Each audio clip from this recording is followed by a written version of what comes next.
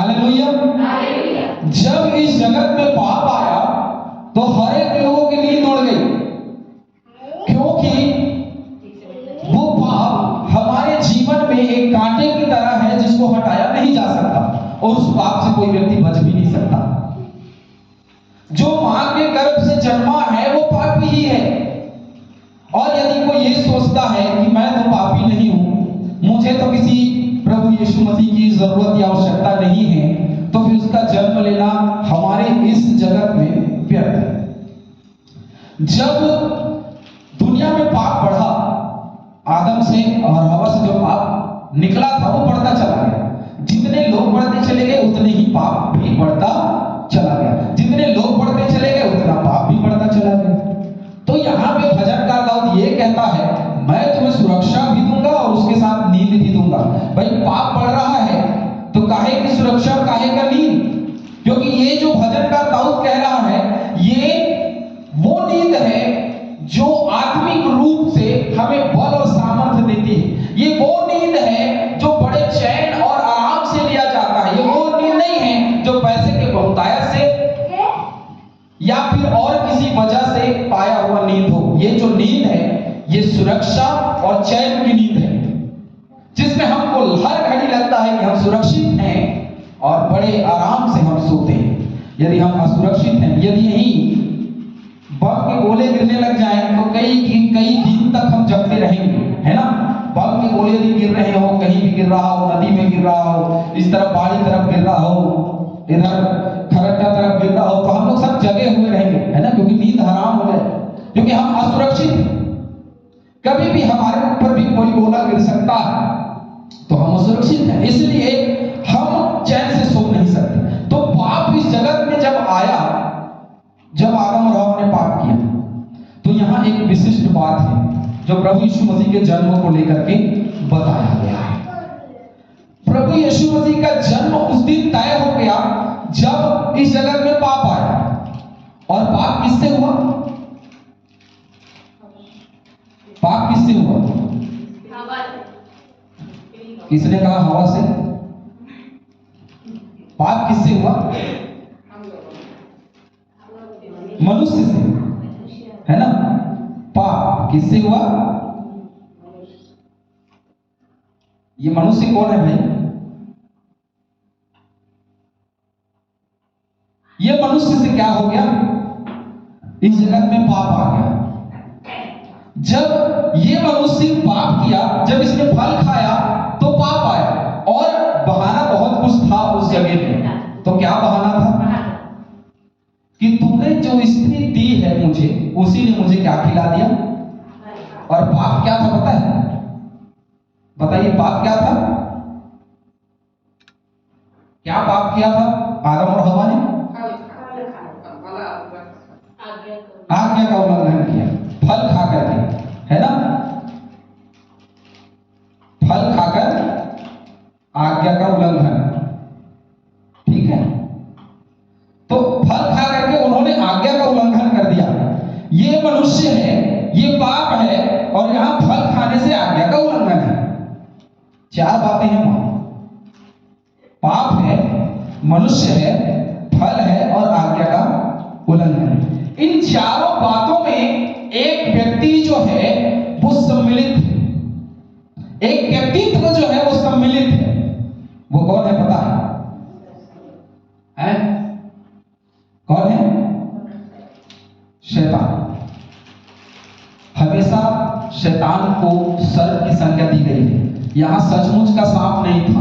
बहुत लोगों का मानना है कि वो सचमुच का सांप था, लेकिन वो सचमुच का सांप बिल्कुल भी नहीं था। इस बात पे याद रखना, और थोड़ी देर के बाद में मैं आपको बताऊंगा कि वो सांप क्यों नहीं था।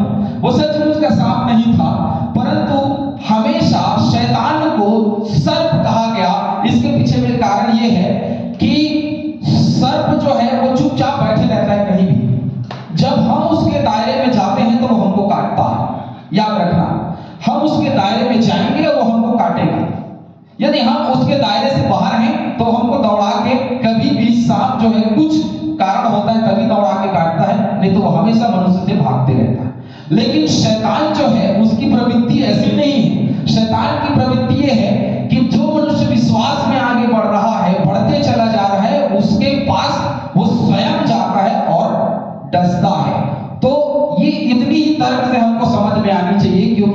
सर्प की संज्ञा जो दी गई है वो सचमुच का सांप नहीं था, क्योंकि सांप कभी बोलता और कभी भी जो जहरीले सांप रहे हैं, जो जहरीले सांप रहे हैं, सर्प रहे हैं, कभी भी उनके पांव नहीं थे।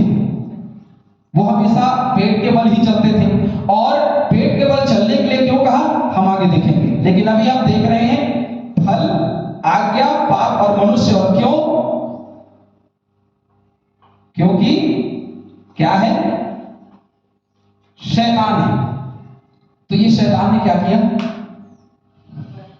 इनको बहकाया, किसके द्वारा, पाप के द्वारा। और पाप क्या था, फल खा करके आज्ञा का उल्लंघन।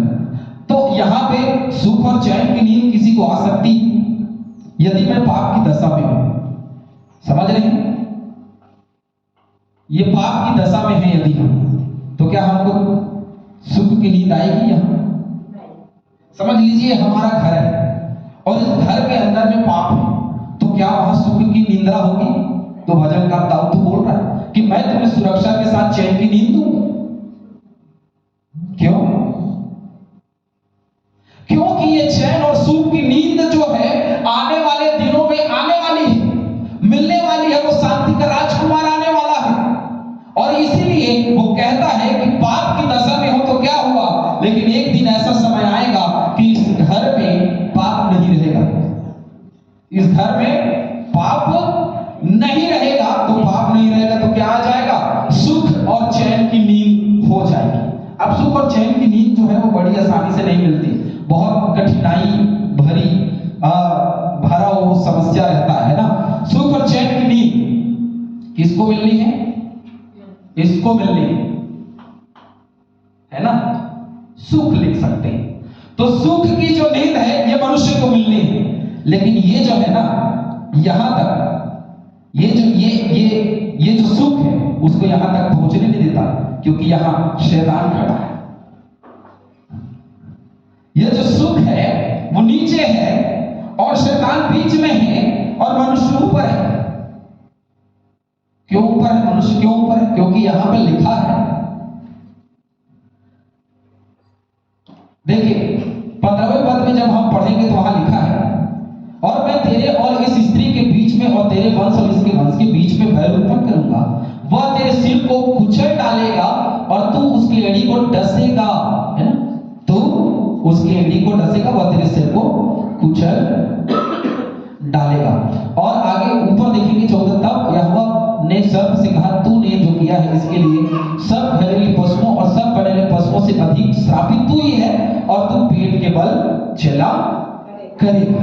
पेट के बल चला करने का मतलब है मनुष्य से नीचे ही रहेगा, तो ऊपर कभी नहीं पहुंच सकता। लेकिन मनुष्यों ने क्या किया पता है, इन मनुष्यों ने अपने आप को सुख से नीचे बना लिया। अब सबसे ऊपर कौन है पता है, शैतान जो है वो सबसे ऊपर है, फिर सुख है, फिर मनुष्य है। अब ये शैतान जब ऊपर है तो ये सुख की प्राप्ति मनुष्य को कैसे होने देगा? सोच के देखिए, सुख तो नहीं मिल सकता ना। जब तक शैतान ऊपर है सुख नहीं मिलेगा। किन किन को ऐसा एहसास होता है कि शैतान मेरे ऊपर है? कभी एहसास हुआ अपनी जिंदगी में? जब तक एहसास नहीं होगा कि शैतान ऊपर है तब तक जिंदगी नहीं बदल सकती। यदि जिंदगी बदलना है तो हमको समझना पड़ेगा कि शैतान हमसे ऊपर चला गया है, तब हम उसको नीचे लाएंगे। किसी मनुष्य के शरीर का बीपी हाई हो जाता है तो उसको नापा जाता है, डायरेक्ट टेबलेट नहीं दिया जाता, डायरेक्ट इलाज नहीं किया जाता, पहले उसको नापा जाता है, पहले उसको भापा जाता है कि कितनी बीपी है।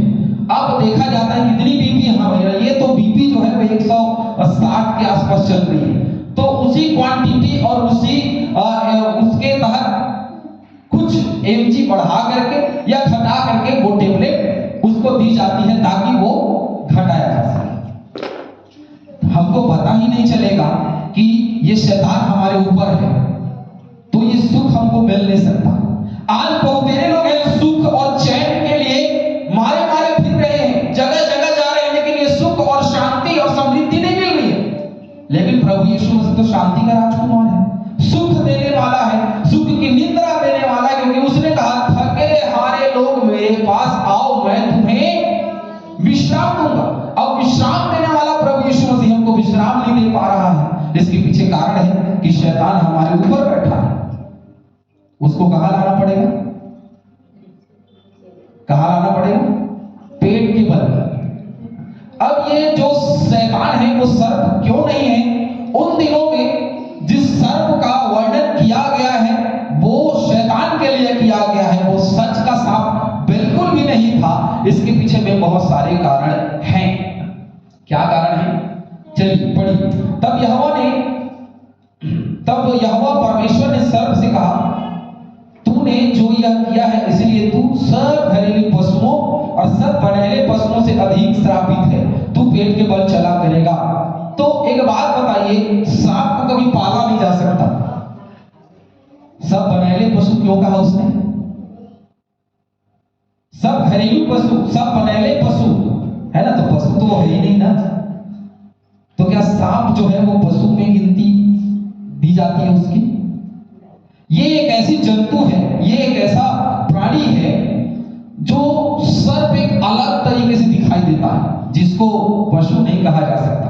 पशु वो है जिसको पाला जा सकता है और जो हमें चार पैरों में, दो पैरों में चलता हुआ दिखाई देता है ना, और भागता हुआ दिखाई देता है, उसको पशु बोला जाता है। तो सर्प को पशु नहीं कहा जा सकता, क्योंकि सांप सांप होता है ना। सांप के लिए नहीं लिखते कि सांप कोई पशु है, उसके लिए जंतु लिखा, पशु नहीं, वो एक जंतु है।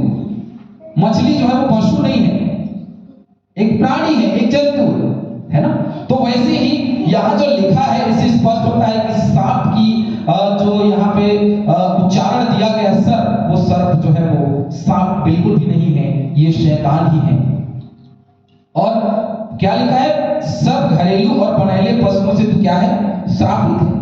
तू पेट के बल चला करेगा और जीवन भर मिट्टी चाटता रहेगा। सांप को कभी मिट्टी चाटते हुए देखा किसी ने? वो तो खुद का बिल भी नहीं बना सकता। सांप कभी भी अपना जीभ जब निकालता है ना तो ऊपर हवा में निकालता है, याद रखना, कभी वो मिट्टी की ओर नहीं निकालता। आप महसूस करना, जब सांप को देखोगे तो देखना वो जीभ कभी भी एंटीने की तरह ऊपर की ओर ले जाता है, नीचे की ओर नहीं ले जाता। तो इसका मतलब ये है कि सांप तो मिट्टी चाटता ही नहीं, तो परमेश्वर ने जो श्राप दिया व्यर्थ है क्या? यदि सांप मिट्टी नहीं चाटता तो फिर वो श्राप किसके लिए था? वो श्राप जो था वो शैतान के लिए था। और शैतान मिट्टी कैसे चाटता है? यीशु मसीह जब क्रूस पे चढ़ा तो जीता हुआ दिखाई दे रहा था, लेकिन जब वो जी उठा तो क्या हो गया? हार गया, पराजित हो गया। तो क्या बोलते हैं कि ऑस्ट्रेलिया ने भारत को फाइनल में क्या चटा दी? धूल चटा दी। तो इसका मतलब ये तो नहीं है ना कि भारतीय टीम के सभी प्लेयरों को लेकर के उन्होंने मिट्टी में अब उनके जीभों को लुटा दिया। ये एक कहावत। ठीक वैसे ही यहाँ पे बताया गया कि तू हमेशा क्या करेगा? पेट के बल चला करेगा और तू हमेशा मिट्टी चाटेगा, तू हारेगा। क्योंकि मनुष्य तुझे हराएगा। और क्यों हराएगा? जब ऊपर हम जाएंगे तो हमको पता चलता है कि नीचे आएंगे तो पता चलता है मैं तेरे और इस स्त्री के बीच में और तेरे वंश और इसके वंश के बीच में पैर उत्पन्न करूंगा। स्त्री के वंश, तो स्त्री का वंश जिसने शैतान को धूल चटाया, जिसने पेट पे लौटने पर मजबूर किया, वो कौन था? स्त्री का वंश यीशु मसीह। तो यहां जहां पाप था यहां यीशु भी आ गया। क्या आ गया? ये जो पाप था, जो इस संसार में, इस घर में जो पाप था, वहां प्रभु यीशु मसीह भी आ गया। अब प्रभु यीशु मसीह आया तो दोनों एक साथ नहीं रह सकते। ना पाप रह सकता यीशु मसीह के साथ, न यीशु मसीह रह सकता पाप के साथ। लेकिन आज मनुष्यों के साथ क्या हो रहा है? ये जो मनुष्य है उसके साथ क्या हो रहा है? पाप भी है और यीशु भी है। पाप भी है और यीशु भी है। तो ये कहां से मिलेगा? क्योंकि ये दशा जो है ये कभी भी यीशु मसीह की दशा नहीं है। ये दशा जो है हमेशा इसकी दशा, क्योंकि ये भरमाने वाला भरमा के रखता है कि तुम पाप और यीशु अर्थात तुम दो स्वामी की सेवा एक साथ कर सकते हो। और इसीलिए आज मनुष्य पापी ही है, वो आगे नहीं बढ़ सकता, उसका जीवन आगे नहीं बढ़ रहा है, वो संसारिकता में लिप्त है। यशायाह 61 के 7 में लिखा है, मैं तुम्हें तुम्हारी लज्जा के बदले दुगना विरासत दूंगा। तो ये हमारी लज्जा की दशा है, लेकिन मनुष्य इतना कठोर है कि उसको लज्जा नहीं आती। ये लज्जा की दशा है, ये यीशु मसीह और पाप दोनों को ढो करके एक कांधे में यीशु मसीह और एक कांधे में पाप को लेकर के मनुष्य चल रहा है, जो दशा बहुत दयनीय है, जिससे सुख की प्राप्ति नहीं होगी, क्योंकि वहां शैतान है। और कितना प्रबल है, स्पष्ट रूप से है कि मैं तुम्हें तुम्हारी लज्जा के बदले दुगुना विरासत दूंगा। तो उसने ये जो लज्जा की दशा थी उसकी एक विरासत थी, और क्या किया, उसने इस पाप को मिटा दिया। जिस घर में पाप होना चाहिए था उस घर से पाप को मिटा दिया। लेकिन हम इस घर में आना नहीं चाहते, तो हम कहां हैं? कहां हैं? जो मैंने पिछले सप्ताह बताया, मनुष्य यहां नहीं आना चाहता, वो कहां है? इस घर के बाहर पाप की दशा। अब ये अंदर है, किसके अंदर है? मनुष्य के अंदर है। ये मनुष्य के अंदर है, इसलिए उसको ऐसा लगता है कि यीशु मसीह जो है वो मेरे जीवन में है, और मैं किसी भी प्रकार के पाप में डूबा रहूं तो क्या होगा, मेरा पाप क्षमा हो जाएगा। अरे बाप रे, क्या हो जाएगा? पाप जो है वो क्षमा हो जाएगा। बहुत बढ़िया। किसको लगता है, किसको लगता है कि हमारे पाप क्षमा हो जाएंगे इस दशा में? इस दशा में पाप क्षमा हो सकते हैं क्या? नहीं हो सकते। किस दशा में होंगे? यहां जब हम आएंगे तो हमारे पाप क्षमा किए जाएंगे, लेकिन जब तक हम यहां हैं पाप क्षमा नहीं हो सकता। और हमको लगता है कि हम पाप की दशा में नहीं, परंतु पाप के दशा में रहते हुए भी परमेश्वर ने हमको क्या कर दिया है? क्षमा कर दिया है। लेकिन पाप की दशा में कभी प्रभु ग्रहण नहीं करता, ये बात भी सत्य है। तो अनुग्रह का सिद्धांत जो है वो ये कहता है कि जब यीशु मसीह इस जगत में आया, जैसे नीति वचन 9:10 के 11 में लिखा है, 9:10 से 11 में, यदि तुम अपने पहलौठे फल से मुझे आदर करोगे तो तुम्हारे खेत हमेशा उमड़ते रहेंगे। इसका मतलब जो पहलौठा यीशु मसीह इस जगत में आया, उसी के द्वारा हमारा प्याला उमड़ रहा है, और उसी को ग्रहण करना और उसी के साथ जीवन आगे बढ़ाना है। लेकिन हम आज भी उत्पत्ति में, तो प्रकाशित वाक्य में कैसे पहुंचेंगे? आज मैंने बताने का मतलब ये है कि ये जो दशा है ये स्वर्ग जाने के लिए बहुत कठिन है। समझ रहे हैं? ये है नर और ये है स्वर्ग। यहां यदि जाना है आपको तो न इस दशा में जा सकते और न इस दशा में जा सकते। तो अब दो प्रकार के मसीही पाए जाते हैं, इस दशा वाले मसीह और इस दशा वाले मसीह, जहां पाप है और वो अंदर नहीं जाना चाहते, यीशु मसीह के जीवन में नहीं जाना चाहते, और कुछ लोग हैं जो पाप और यीशु मसीह दोनों के जीवन बिता रहे। तो ये दो प्रकार के जो मसीह हैं, इनके लिए सीधा रोड तैयार किया गया, और ये रोड जो है वो क्षमा नहीं, ये रोड जो है वो सीधा कहां जा रहा है? नरक जा रहा है। ये है ही नहीं, ये मनुष्य के जीवन में कहीं भी दिखाई नहीं देगा आपको। मैं यदि बोलूं कि आप इस कितने स्वर्ग जाएंगे, तो इस दशा और इस दशा में रहने वाले कभी स्वर्ग नहीं जा सकते। तो किस दशा में रहने वाले स्वर्ग जाएंगे? जो यहां रहेगा वो सीधे स्वर्ग जाएगा, किसी और बात की जरूरत नहीं। क्यों जाएगा? उसके पुराने पाप ढांप दिए गए, उसके पुराने पाप ढांप दिए गए। और कैसे ढांप दिए गए? चलिए मैं एक बहुत ही अच्छी चीज लेता हूं। यदि कोरा हो तो अच्छा रहेगा। हाँ ठीक है, चलिए यहां पे आप देख सकते हैं, मान लीजिए एक कोरा कागज है, जब मनुष्य जन्म लेता है तो भी कोरा कागज की तरह, उसके बाद धीरे धीरे नशा, पाप, झगड़ा, लड़ाई, विरोध, डाह, लूटपाट, लीला क्रीड़ा, ये हर एक प्रकार के जो पाप हैं वो यहां आ जाते हैं। अब क्या करोगे? क्योंकि ये जो दाग है ये लेकर के हम परमेश्वर के पास नहीं जा सकते, ये दाग लेकर के परमेश्वर के सामने नहीं जा सकते। कोई व्हाइट शर्ट पहन के जाएगा, सुनिए भैया व्हाइट शर्ट पहन के आए है ना, मैं उसमें लाल कलर का एक पट्टा खींच दूं ऐसे करके, तो दोबारा क्या वो शर्ट को पहनोगे आप? नहीं। स्वाभाविक है, यदि कोई व्हाइट कलर का शर्ट है, यदि उसमें दाग लग जाए और वो दाग दिखने लगे तो हम उस शर्ट का भी नहीं पहनेंगे, और पहनेंगे तो जहां काम है चिखला और मिट्टी का काम रहेगा हम वहां पहनेंगे, लेकिन वहां नहीं पहनेंगे जहां भी मीटिंग चल रही हो, आराधना चल रही हो, एक अच्छे स्थान पे हम नहीं पहनेंगे। तो ये जो दाग है वो अच्छे स्थान पे नहीं जा सकता, और अच्छा स्थान कौन है? स्वर्ग एक अच्छा स्थान है, वहां नहीं जा सकता। तो यीशु मसीह को सुख और चैन देने के लिए इस जगत में भेजा गया, और सुख और चैन क्या था?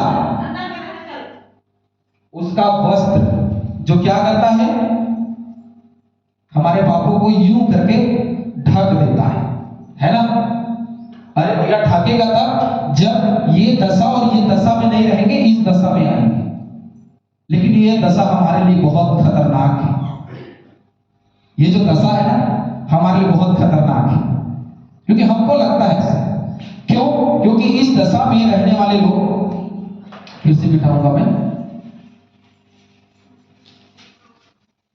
जो इस दशा में रहने वाले लोग हैं ना, वहां यीशु मसीह उपस्थित है। यीशु प्लस परमेश्वर प्लस आत्मा प्लस मनुष्य है ना, तो ये चारों उपस्थित हैं। इस दशा में मनुष्य अपने आप को सुरक्षित नहीं पाता, क्योंकि ये भी सामर्थी है, ये भी सामर्थी है, ये भी सामर्थी है। अभी एक परमेश्वर बड़ा सामर्थी है तो मनुष्य के लिए बड़ा खतरा बढ़ गया है, क्योंकि हमारे अंदर भी इतनी सामर्थ्य नहीं। लेकिन उसने क्या दिया? ये जो सामर्थ्य है उसको हमारे अंदर भर दिया, ताकि हम इन दोनों से मेल खा सके। किससे? यीशु मसीह से और परमेश्वर से। इसीलिए तो उसने जगत में यीशु मसीह को भेजा, और यीशु मसीह के बाद पवित्र आत्मा को भेजा, ताकि हम इन दोनों सामर्थ्य से मेल खा सके। इसलिए पूरी पवित्रता के साथ पवित्र आत्मा को हमारे जीवन में दिया, वही सुख और चैन। क्या है? वही सुख और चैन है जो हमको मिला, लेकिन कितनों ने इसको व्यर्थ में गंवा दिया। व्यर्थ का मतलब समझते हैं? व्यर्थ क्या है? संसार की हर एक बातें व्यर्थ ही हैं। संसार की हर एक बातें व्यर्थ हैं, जिसका कोई मतलब नहीं। संसार में जितना भी बड़ा आप जीवन बिता लीजिए, अंबानी बन जाइए, अडानी बन जाइए, जो बनना है वो बन जाइए, राजा सुलेमान दाऊद की तरह अंत में जब समय आएगा मरने का, तो वो पैसा, वो धन, वो दौलत हमको नहीं बचाएगा, क्योंकि हमारी मृत्यु किसके हाथ में है? परमेश्वर के हाथ में। और परमेश्वर जब हमें दबोच देता है तो हम मर जाते हैं, और जब हमारी मृत्यु हो जाती है तब हमको समझ में आता है मरने के बाद। कौन से मरने के बाद? जब हम पूरी तरीके से खत्म हो जाते हैं। आदमी एक तो पूरी तरीके से मर जाता है, एक मृत्यु तब हो जाती है जब वो अथक अनिल किसी प्रकार का काम नहीं कर सकता, खाट में पड़ा हुआ होता है और बच रहा होता है, तब उसको समझ में आता है एक मृत्यु उसकी वही हो जाती है। अधिकतर लोगों को आजकल लगवा लगता है ना। जो लोग थोड़े देर पहले घमंड के साथ भूले रहते हैं, थोड़े देर के बाद उसको लगवा हो जाता है पापी भैया। और लगवा हो जाने के बाद कैसे हो जाता है पता है? फिर उसकी अकड़ जो है परमेश्वर उसको और अकड़ा देगा। थोड़ा अकड़ जा, थोड़ा क्या के बाद समझ में आता है कि जिंदगी बड़ी नरक के समान। ये चैन और शांति वहां नहीं मिलेगी, ये चैन की नींद वहां नहीं मिलेगी। रात भर जागना होगा, दर्द में तड़पना होगा, एक मृत्यु यही सहना होगा। और यदि परमेश्वर में जीवन बिता रहे हैं तो ये आत्मा इस मनुष्य को उस तकलीफ, उस पीड़ा में कभी पड़ने नहीं देती है। याद रखना, जितने लोग मसीह में जीवन बिताते हैं, चलते फिरते उठते बैठते उनकी मृत्यु हो जाती है। क्यों? क्योंकि वो उस मृत्यु को नहीं देखते जो इस संसार में उनकी हो जाती है। वो डायरेक्ट उस मृत्यु को देखते हैं जो अंत में उनको धूल को धूल, मिट्टी को मिट्टी और राख को में राख कर देती है। उस मृत्यु को देखते हैं। बहुत लोग जो हैं वो ये सोचते हैं कि जो वो पाप आदम और हवा से हुआ वो हमसे नहीं होता, हर मनुष्य से होता है। हर मनुष्य आज्ञा का उल्लंघन करता है। तो किसकी जरूरत है? यीशु मसीह की। ये यीशु मसीह हमारे घर में होना चाहिए और पाप बाहर जाना चाहिए। दोनों एक साथ नहीं हो सकता, लेकिन आज मनुष्य दोनों एक साथ रख करके जीवन बिता रहा है। यहां बैर उत्पन्न करने की बात कहता है कि मैं बैर उत्पन्न करूंगा, लेकिन यहां बैर नहीं भैया, दोस्ती, फ्रेंडशिप। किससे? हम स्त्री के वंशज हैं। किसके वंशज हैं? शैतान की तो नहीं है ना। दो प्रकार के वंशज हैं, एक स्त्री के वंशज और एक शैतान के वंशज, जो उत्पत्ति में लिखा है ना। चलिए मैं एक बार फिर पढ़ता हूं आपके लिए। और मैं तेरे और इस स्त्री के बीच में और तेरे वंश और इसके वंश के बीच में बैर उत्पन्न करूंगा। इसके मतलब शैतान की, स्त्री और शैतान के वंश के बीच में तो बैर उत्पन्न किया ना उसने, किसके? कैन और हाबिल। तो हाबिल स्त्री के गर्भ से जन्म लिया और कैन ने भी स्त्री के गर्भ से जन्म लिया, लेकिन दोनों अलग अलग जन्म थे। अलग अलग जन्म का मतलब समझते हैं, जो उनका जेठा पुत्र था वो शैतान का हो गया। लेकिन कभी भी जेठा पुत्र को शैतान का होता हुआ देखा आपने? बहुत बार हमको देखने को मिला है कि जेठा को परमेश्वर ने कभी नहीं चुना। तो जेठा जो है वो श्रापित हो गया, जो पहले बार जन्मा, उसके जीवन में आत्मिक रूप से मृत्यु आई। लेकिन जो दूसरे में जन्मा उसके जीवन में शारीरिक रूप से मृत्यु आई, हाबिल के जीवन में। तो इतना बड़ा श्राप किसको मिला? आदम और हवा को मिला कि उनके दोनों पहले उठे मारे गए। एक आत्मिक रूप से मारा गया, एक शारीरिक रूप से मारा गया। तो ये जो दुश्मनी है ये चली आएगी, क्योंकि कैन जो है वो शैतान की ओर से और हाबिल परमेश्वर की ओर से। तो वो स्त्री की ओर से जब उन दोनों के बीच में बैर हुआ तो सिर्फ इतना ही कारण था कि परमेश्वर ने इसके भेंट को ग्रहण किया और मेरी भेंट को ग्रहण नहीं किया, इसलिए उसने दुश्मनी करके उसको अकेले पा करके मार करके फेंक दिया और भाग गया। तो बैर उत्पन्न वहीं से हो गया है। अब हम सब स्त्री से जन्मे हैं, लेकिन हम में बैर है। आज सताव है, बैर है, दुश्मनी है। हम एक दूसरे से दुश्मनी रखते हैं। तो जो व्यक्ति एक दूसरे से दुश्मनी रखता है वो किसका वंशज है?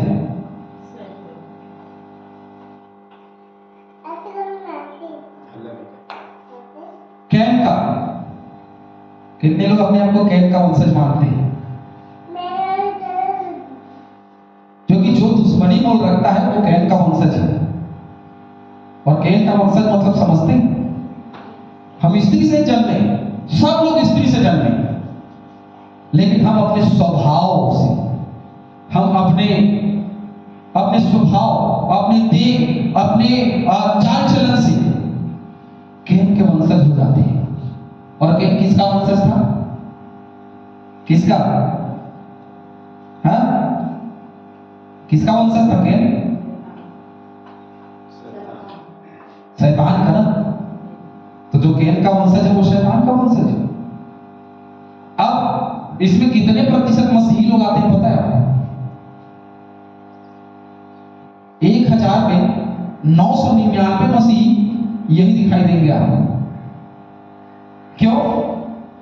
क्योंकि जो स्वभाव था कैन का, क्या स्वभाव था कि मेरे भेंट को परमेश्वर ने ग्रहण नहीं किया। इसका मतलब यह था कि नाश होने से पहले उसके जीवन में क्या आ गया कि मेरे भेंट को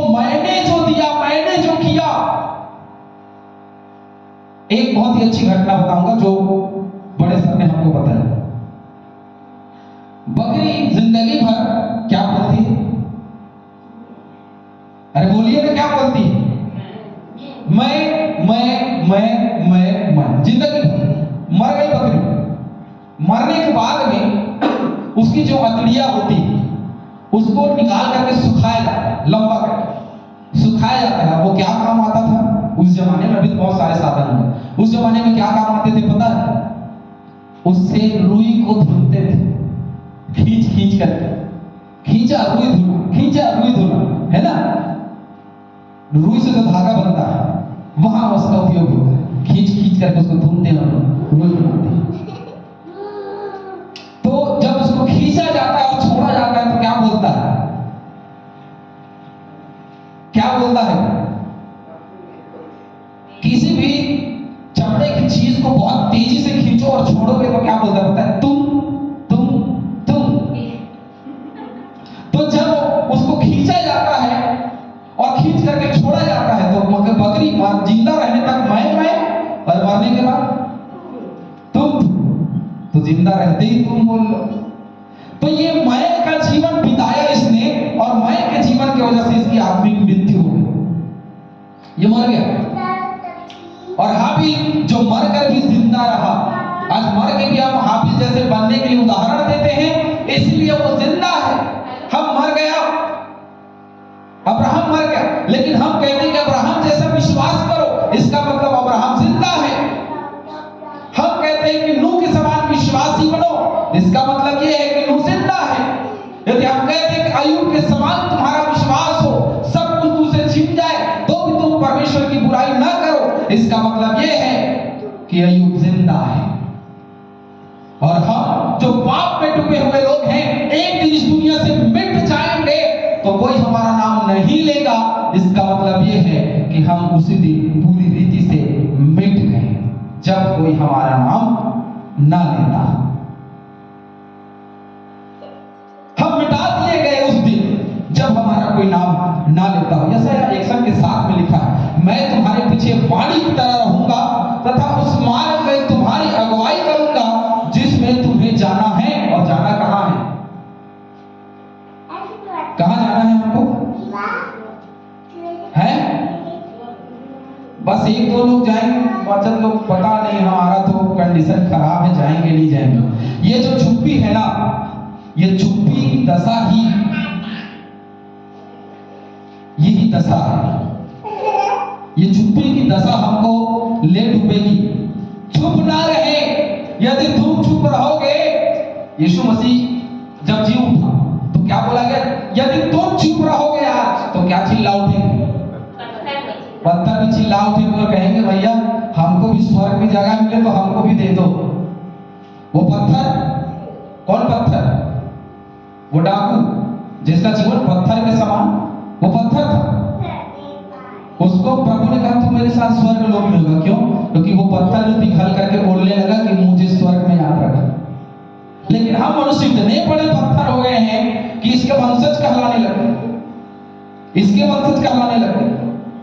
जो इसके वंशज हैं वो प्रकाशित वाक्य, क्योंकि अभी नहीं जाऊंगा प्रकाशित वाक्य तक। जब प्रकाशित वाक्य तक पहुंच जाएंगे हम तो नरक और स्वर्ग दोनों का फैसला हो जाए कि कौन जा रहा स्वर्ग और कौन जा रहा नरक। और एक मनुष्य उत्पत्ति में ही है तो प्रकाशित वाक्य कैसे पहुंचेगा? आज हम उत्पत्ति में ही हैं यहां, तो आगे जो बाइबल बढ़ता चला गया, यीशु मसीह का जन्म हुआ, वो हर उस व्यक्ति के लिए व्यर्थ है जो यहां है, क्योंकि वो आगे बढ़ा ही नहीं ना। वंश दर वंश कहां आ गए? यीशु के पास।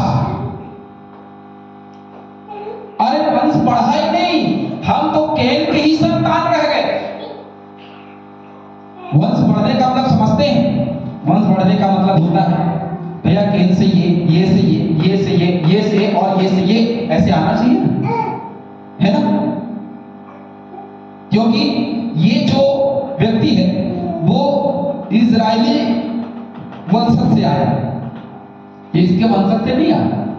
हम यही हैं, तो क्या इजरायली वंशज में इसके लोग नहीं जा सकते? क्या इजरायली वंशज के लोग इसमें नहीं आ सकते? आ सकते हैं और हैं। हम इस्राएली वंशज कहलाते हैं, लेकिन हम यही हैं। हमारी उपस्थिति कभी भी इस्राएली वंशज में नहीं आई। आज हर एक मनुष्य अपनी योग्यता के अनुसार फल चुन सकता है। यदि अब जो मैं बोलने जा रहा हूं वो शायद इसके बाद जो ऑनलाइन में वीडियो देखे उनके लिए भी और आप सबके लिए कि किसी के बाप दादा का धरा हुआ मसीही समाज नहीं है।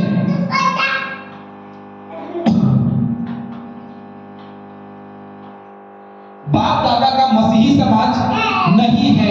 यदि मैं स्त्री के वंशज से जब जन्म लिया तो मैं क्रिश्चियन समाज में जन्म लिया, तो इसका मतलब बिल्कुल भी नहीं है कि मैं यीशु मसीह के वंशज से हूं। आगे चल करके जब मैं बढ़ता चला जाऊंगा और जिस दशा में मैं पाया जाऊंगा और जिस दशा में मेरी मृत्यु होगी, वो बताएगी कि मैं इसका वंशज हूं या इसका वंशज हूं। वो तय करेगी कि हम यहां जाने वाले हैं कि यहां जाने वाले हैं। तब तय होगा कि हम स्वर्ग जाएंगे कि नरक जाएंगे। आज जो बोलते हैं कि मैं तो जन्मजात मसीही हूं, बड़े सर बहुत अच्छी टॉपिक बोलेंगे। बेटा मेरा 83 साल हो गया।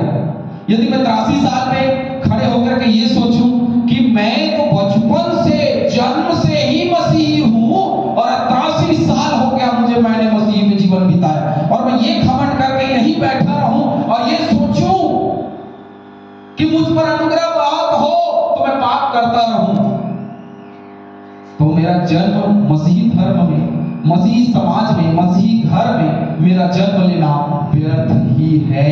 क्योंकि अय्यूब ने अपने जन्म के दिन को कोसा कि मैं अभागा हूं उस दिन के लिए, मैं अपने जीवन को कोसता हूं जब मैंने माता के गर्भ से जन्म लिया इस जगत में। अच्छा होता कि मैं इस जगत में जन्म ही ना लेता। आज हर एक मसीही यदि एक मसीही घर में, मसीही परिवार में जन्म लिया है तो उसकी एक जिम्मेदारी है, उसकी एक सभ्यता है, उसका एक चाल चलन है, उसका एक व्यवहार है जो मसीही यीशु के समान होना चाहिए। और यदि नहीं है तो वो इसका वंशज है, वो कभी मसीही नहीं कहला सकता। मसीही कहलाना है तो स्त्री के वंशज बनो। और स्त्री का वंशज कौन? वो यीशु मसीह जो स्त्री के वंश से इस जगत में आया। स्त्री का वंश मतलब समझते हैं? आज मेरी बेटी को मनीषा का वंशज नहीं कहा जा सकता। किसका वंशज कहा जाएगा? पिता का, है ना? मनीषा का वंशज नहीं कहा जाएगा। तो इसका मतलब समझते हैं? स्त्री का वंशज मतलब यीशु मसीह, क्योंकि यूसुफ कभी मरियम के पास गया नहीं, पवित्र आत्मा के द्वारा मरियम के गर्भ में सीधे यीशु मसीह उतरा। इसका मतलब ये स्त्री के वंशज है, स्त्री के वंश में से इस जगत में आया। उसको कभी भी पुरुष के वंशज की जरूरत नहीं पड़ी, वो स्त्री के वंशज से इस जगत में आया, स्त्री के गर्भ से इस जगत में आया और उसी का पुत्र कहलाया। कुमारी गर्भवती होगी और वो पुत्र जनेगी और वो उसका नाम इम्मानुएल रखेगी। कभी लिखा क्या कि वो स्त्री के गर्भ से जन्म लेगी और उसका पिता यूसुफ या उसका पिता जो है वो उसका नाम इम्मानुएल रखेगा? नहीं, क्योंकि वो स्त्री के वंशज है। तो स्त्री के वंशज और शैतान के वंशज में बैर है। यदि मित्रता है हमारे अंदर किससे? शैतान से, तो हम इसके वंशज हैं। कभी स्त्री के वंशज नहीं हो सकते। स्त्री का वंशज वो जो यीशु मसीह से जन्म लेता है। हमने जन्म लिया एक स्त्री के गर्भ से, लेकिन हम वंशज अपने पिता के कहलाते। और यहां जन्म जो लेने की बात हो रही है, जो वंशज की बात हो रही है, वो यीशु मसीह पर विश्वास करने वाले, नए जीवन को प्राप्त करने वाले लोगों के बीच में बात हो रही है। ये वो वंशज है जो हमेशा शैतान के सर को कुचलेंगे। ये वो वंशज है जो हमेशा शैतान को सांप की नाई पेट के बल चलने में मजबूर करेंगे। ये वो वंशज है जो हमेशा शैतान को हराएंगे, ना कि उसी से हार जाएंगे। कभी भी स्त्री के वंशज शैतान के वंशज से, शैतान की शक्ति से नहीं हार सकते। लेकिन आज हम हमेशा हार का स्वाद चखते हैं। कारण सिर्फ दो तीन चीजें हैं, मैं आपको बताऊंगा। बहुत जनरल कारण है, बुरा मत मानिएगा, क्योंकि वचन में कभी भी बुरा नहीं मानना चाहिए। यदि आप बुरा मानोगे अपने जीवन के लिए उसको आप लो, ग्रहण करो कि प्रभु तूने जो वचन दिया है वो आज मेरे लिए। ये कभी मत सोचना कि मुझे देख करके बोला गया, क्योंकि जो हमें यहाँ जाने से रोकती है ना, वो वही है कि मैं कैन हूँ, मेरा भेंट क्यों ग्रहण नहीं किया गया। ये बात मत सोचिए कि मैं तो मास्टर रोशन हूं तो मुझे ऐसा, तो ऐसा नहीं। मुझे ये नम्र और दीन बनना है, क्योंकि नम्र और दीन होकर के चरनी में आया, कोई राजमहल में नहीं आया। यदि हम आज राजमहल में है ना, तो ये मत सोचिए कि हमारा जीवन राजमहल जैसा होना चाहिए। हमारा जीवन चरनी के समान होना चाहिए, उस गौशाले के समान होना चाहिए, तभी वो ग्रहण करेगा। और जो लोग राजा के समान जीवन बिताते हैं, उसका जीवन कभी ग्रहण नहीं करता। चलिए, दो तीन चीजें हैं जिसको मैं बता करके आज के वचन को विराम दूंगा। थोड़ा लंबा इसलिए ले रहा हूं क्योंकि ये जो चीजें हैं वो हमको वास्तव में जो मसीह यीशु का जन्म है उसको हमारे जीवन में होने से रोकती है। चलिए, पहली बात क्या है पता है? किसी कविकार ने कहा कि स्वाभिमानी बनो। स्वाभिमानी बनो, स्वाभिमानी बनो का मतलब क्या होता है, बता सकता है?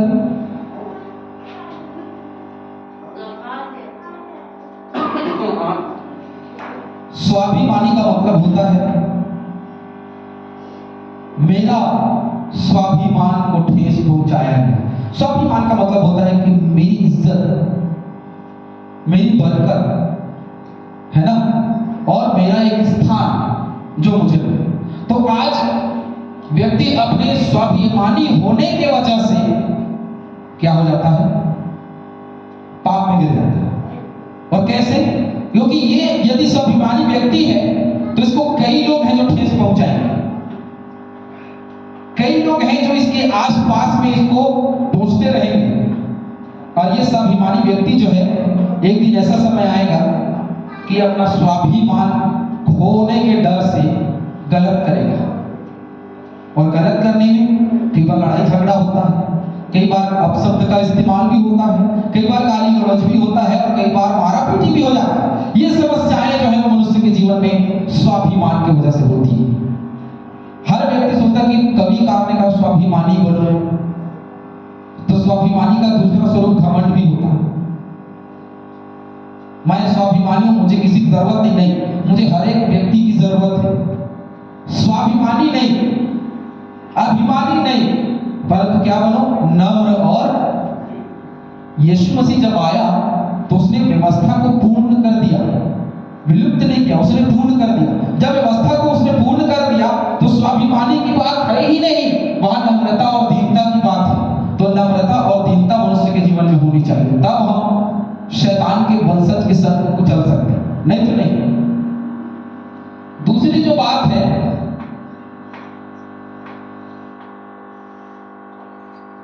धनवान समझना।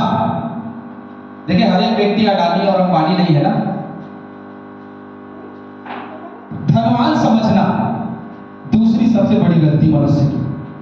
अपने आप को धनवान समझना तो धन से नहीं, कई बार स्थान की वजह से, कई बार सम्मान की वजह से, कई बार स्वाभिमान की वजह से अपने आप को वो धनी समझता है।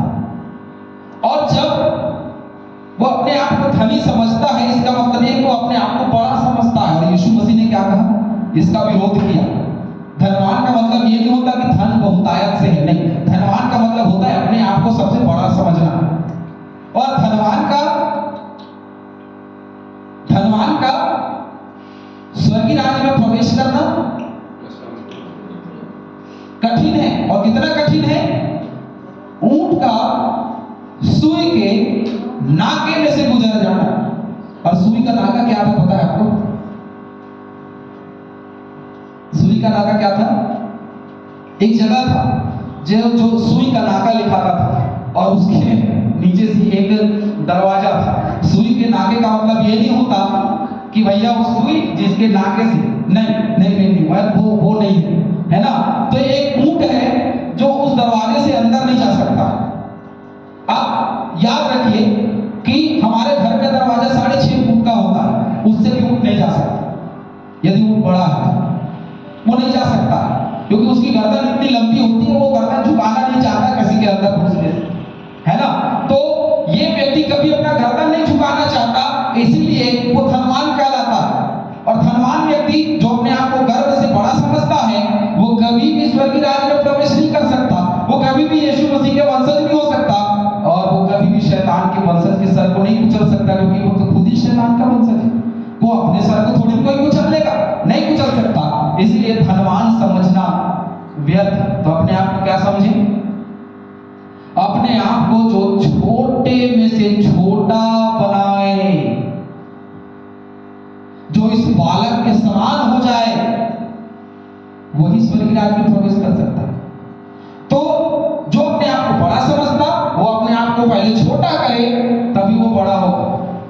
तो अपने आप को इस जगत में रहते हुए कोई धनवान या बड़ा ना समझे तो पाप होगा ही नहीं। अपने आप को छोटा समझेंगे, कोई कुछ भी बोलेगा, ठीक है भैया हम तो छोटे हैं, हम तो निम्न तबके के लोग हैं। यदि प्रधानमंत्री हमारे घर में आ जाएगा और आकर के, अरे प्रधानमंत्री छोड़िए, यदि यहाँ से कोई टीआई आ जाए और हमारे घर में आके दुनिया भर की बात बोल के चला जाए, तो क्या हम उसको पकड़ के पीटने लगेंगे कि उसको गाली गलौज करेंगे? ठीक है साहब साहब ठीक है। क्यों? क्योंकि उसका रुतबा है। तो मसीह यीशु का रुतबा नहीं है क्या? है ना। तो अपने आप को धनवान ना समझे। तीसरी बात जो आपको पाप की ओर लेके जाता है, आखिरी बात है ये, थोड़ा थोड़ा क्या होता है?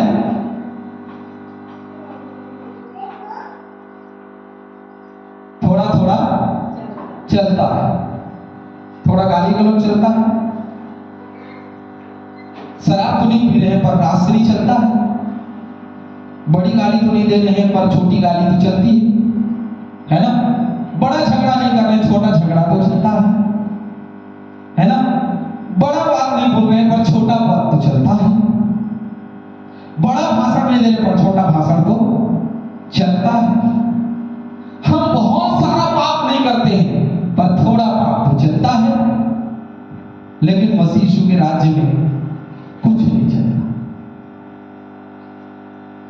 कुछ भी नहीं चलता। लोग बोलते हैं अरे पास्टर साहब वहां तो लिखा है, बहुत लोग, कुछ पास्टर है जिनके बीच में सुनने आए, बहुत लोग शराबी उनके कलीसिया, तो उन्होंने कहा पास्टर साहब तो लिखा है तीमुथियुस की पत्री में कि थोड़ी थोड़ी ले लिया करो। थोड़ी थोड़ी लेने का मतलब समझ में आता है। थोड़ी थोड़ी लेने का मतलब उन दिनों में दवाई जो है वो दवाई के रूप में दाखरस को लिया जाता था, दाख मधु को नहीं, तो दाखरस को लिया जाता था। लेकिन जो लोग मसीह यीशु के विश्वासी होते थे वो बहुत ज्यादा दाखरस नहीं पीते थे, केवल प्रभु भोज के रूप में जो रोटी डुबा करके खानी होती थी उतनी ही पीते थे। लेकिन उन्होंने कहा कि थोड़ा ज्यादा ले लेना उसको, क्योंकि वो पेट के लिए बहुत अच्छा है। दाखरस यदि पेट दर्द है किसी का, आप दाखरस को अधिक मात्रा में पिएंगे, नशा तो बताता ही है वो, क्योंकि वो दाखरस प्योर है, दाख मधु नहीं, शराब नहीं। थोड़ी थोड़ी ले लिया कर। थोड़ी थोड़ी लेने का मतलब कुछ लोगों ने अपना ग्लास ही बड़ा कर लिया, बोले एक ढक्कन ले लिया कर। ठीक है भैया, एक बहुत अच्छा उदाहरण बताऊंगा आपको, कहानी। तो एक व्यक्ति है जिसको पास्टर साहब ने कहा तुम बहुत पीते हो, मत पिया करो। तो पास्टर को थोड़ी थोड़ी ले लिया करो। लिखा ठीक है थोड़ी थोड़ी ले लिया करो, एक काम करो 1 चम्मच ले लिया करो, तुम्हारा स्वास्थ्य सही नहीं है तो। अब 1 चम्मच लेने की बात कही गई। अब पास्टर साहब अपने घर चले गए, सब घर चले गए। फिर उसकी पत्नी आके बोलती पास्टर साहब वो तो पीना नहीं छोड़े। उनको बुलाया वापस, तो फिर पी रहे हो यार।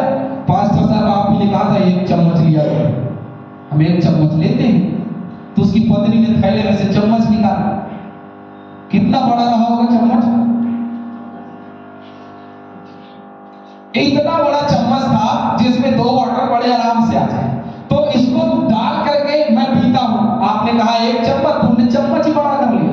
तो ये थोड़ा थोड़ा चलता है कि क्या होता है, धीरे धीरे हम उसको बड़ा करते जाते हैं।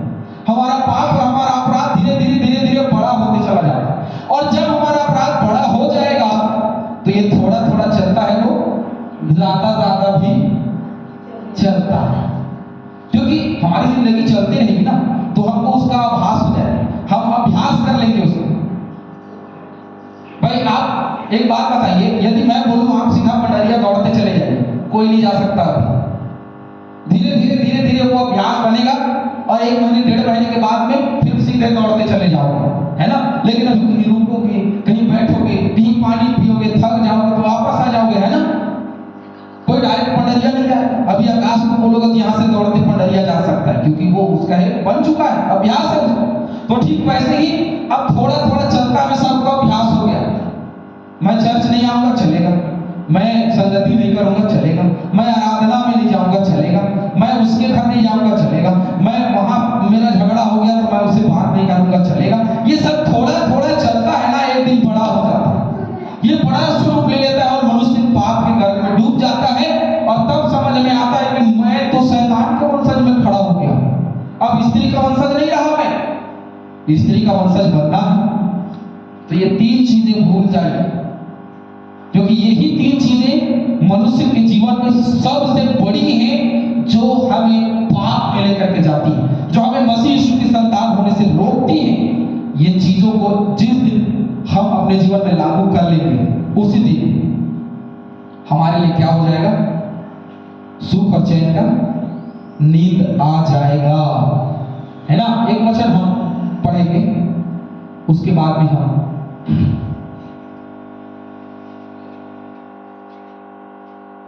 व्यवस्था विवरण की किताब 33 के 27 में लिखा है, तुम मेरी सदा बने रहने वाली बाहों में शरण पाओगे। कहां शरण पाओगे?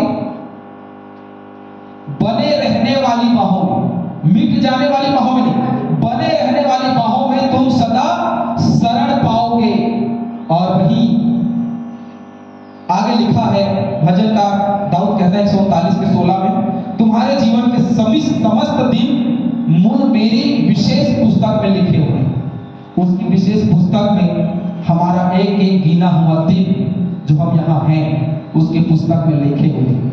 हम पाप कर रहे हैं, लिखा हुआ है। हम अच्छा कर रहे हैं, लिखा हुआ है। इसलिए हम जब अंत में पहुंचेंगे तो हमको समझ में आएगा कि परमेश्वर ने हमको छोड़ दिया है, परमेश्वर ने हमको त्याग किया है, हम शैतान के वंशज हो गए और हमारा सिर कुचला जा रहा है।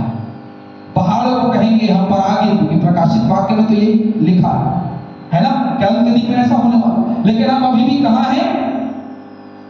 केन और हाबिल में ही फंसे। हम निर्णय नहीं ले पा रहे हैं कि हमें स्त्री के वंशज से जुड़ना है, और स्त्री का वंशज यीशु मसीह, यीशु मसीह का स्वभाव, यीशु मसीह का जीवन। प्रभु इन वचनों के द्वारा हम सभी को बहुतायत से आशीष दे। आमीन।